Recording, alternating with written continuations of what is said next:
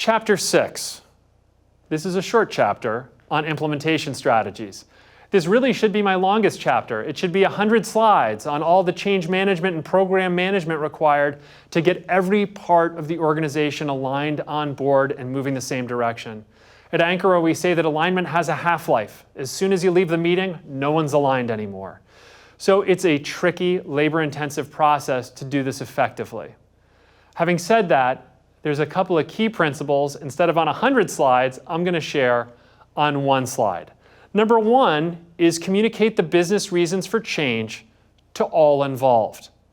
Management teams are famous for hiding the facts and details and then wondering why nobody else is on board with the change that's taking place. It's because they don't understand it, they haven't been educated about it, and they're not part of the team that's making these decisions. So you've got to communicate, communicate, communicate. Number two, you have to spread a wide net. Let's not take a small part of an organization and just do the implementation and change management there. Do your homework across the entire enterprise, understand the areas that can benefit from change, and then implement where appropriate. But sample programs or tests or, we're going to do this temporarily to see how it works, those are things that will not work. Okay? You have to do your homework, engage the workforce, design it responsibly, and implement where appropriate.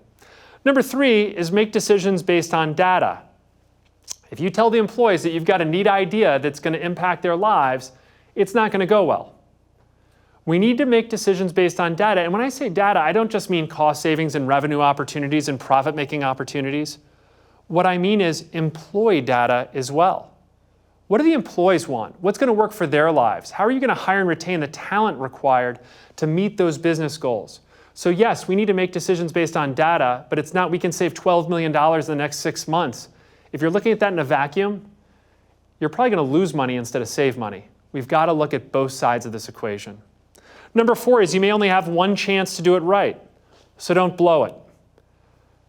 A failed implementation will make your next effort even more difficult. Companies fail all the time when they're at the finish line and they just can't get over the end to do the implementation. You've got to have the right processes in place, the right governance around technology to manage these things, and the right technology to engage the workforce if your implementation is going to be successful. That means change management, program management, the right technology, and the right strategies where everybody in the organization has been brought along. And finally, I can't stress it enough, constantly educate and communicate. Not just to balance the vocal critics, but to make sure that everybody understands the reason why we're doing this, what the impact will be not only to them, but to the entire organization, and what's in it for them, the WIFMs, what's in it for them, so that everybody is a stakeholder in the change process, and it's not just for a small group of leaders that are hoping it works out. In conclusion, this is the final of the summarized versions of foundational labor strategy. I thank you for joining me, and if you have questions, we want you to reach out to the Ankara team and to ask us anything you want. We'd love to engage with you in deeper conversations. Thank you.